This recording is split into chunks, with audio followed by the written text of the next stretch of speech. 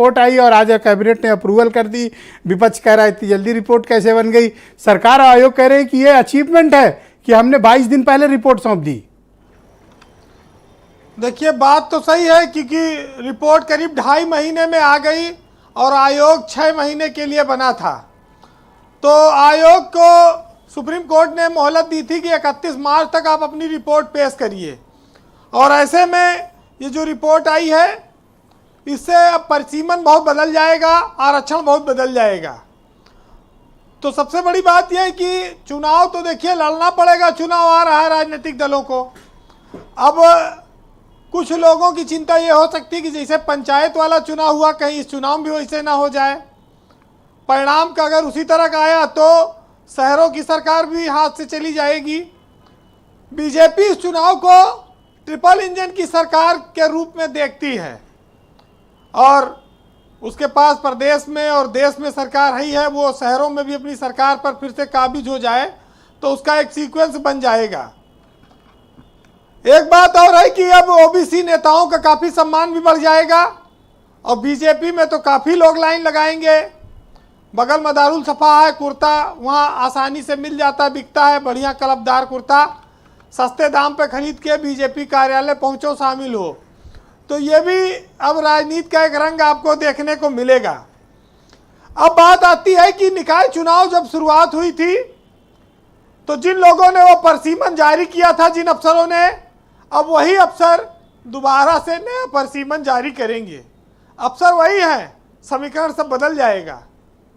तो इस पर भी कुछ सोचना होगा कि जिन लोगों की गलती से ऐसा हो रहा है। एक और ऐतिहासिक बात आपको ध्यान देनी होगी कि लखनऊ और कानपुर जैसे जो नगर निगम है बड़े, जो अपने जन्म से लेकर आज तक कभी आरक्षित नहीं रहे, इस बार क्या उनका परसीमन बदलेगा? ये बड़ी रोचक बात होगी और इस पर लोगों की निगाह लगी हुई है। क्योंकि देखिए, गली मोहल्लों में, शहरों में काफ़ी होर्डिंग पोस्टर पर नुकसान युवा नेता और लोग कर चुके हैं। कई लोगों ने शादी ब्याह तय कर लिया था कि अगर महिला सीट हो गई तो बहू को लड़ा देंगे, लड़के की शादी तय कर लो। उस चक्कर में लेकिन जब कोर्ट चला गया मामला तो ये मामला हो गया लेट। अब इस बदलाव में अगर सीट चली गई, शादी उधर तय हो गई, सस्ती मद्दी, तो दोनों तरफ से धोखा ना हो जाए, ये भी एक आशंका है। बड़ा कॉम्प्लिकेटेड मसला है। हाँ, दूसरा चुनाव गर्मी में होगा।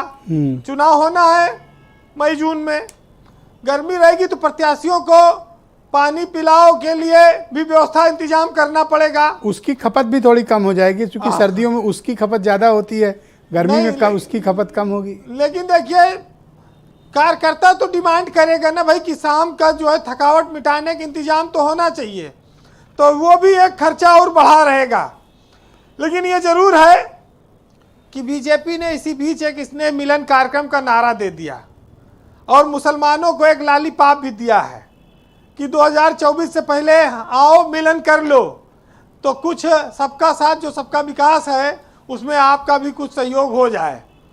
और आयोग की रिपोर्ट के बाद अब तमाम लिटमस टेस्ट होने हैं जो ये बताएंगे कि बुंदेलखंड में, जहाँ झांसी, जालौन, ललितपुर, उरई, यहाँ सब कुल 2 सीटें थी जो रिजर्वेशन से बाहर थी, बाकी पूरे बुंदेलखंड की सीटें रिजर्व हो गई थी। उनका क्या परिणाम होगा, उनका परसीमन के बाद क्या निर्णय होगा, ये बड़ा रोचक होगा देखने में। तो बहुत सारी चीज़ें ऐसी हैं कि ओबीसी समाज के लिए जब उनकी हिस्सेदारी सही रूप से तय हो जाएगी तो स्वाभाविक है कि उनकी भागीदारी बढ़ेगी और उनको ज़्यादा अवसर मिलेगा। अब ये आयोग की रिपोर्ट तो सरकार को आ गई है, अब ये कोर्ट में जाएगी 11 तारीख को यानी कल, और उसके बाद कोई डिसीजन होगा। देखिए, विपक्ष के पास अवसर कम है क्योंकि वोट परसेंटेज इनका घट गया है जी। बीजेपी तो पहले शहरों की पार्टी मानी गई, उसने शहरों पर कब्जा भी है उसका, नगर निगमों पर। अब तो उसके पास पूरी फौज है कार्यकर्ताओं की, और उसके बाद सरकारी तंत्र, मशीनरी, संसाधन सब कुछ बीजेपी के साथ है।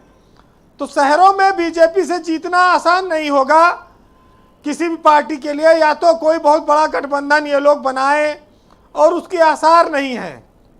ये लड़ते अलग अलग हैं हर बार, कांग्रेस अलग लड़ेगी, सपा अलग लड़ेगी, बसपा अलग। तो ये अपना चुनाव जब इनका वोट बढ़ जाएगा तो बीजेपी बम्पर जीतेगी और लगातार आप नगर जी वीरेंद्र जी। मेयर देख सकते हैं जीत रही है। जी वैसे इस चुनाव को लेकर विपक्ष में कोई उत्साह नहीं दिखा आज, क्योंकि वो आरोप ज्यादा लगा रहे हैं चुनाव की तैयारियां कम हैं।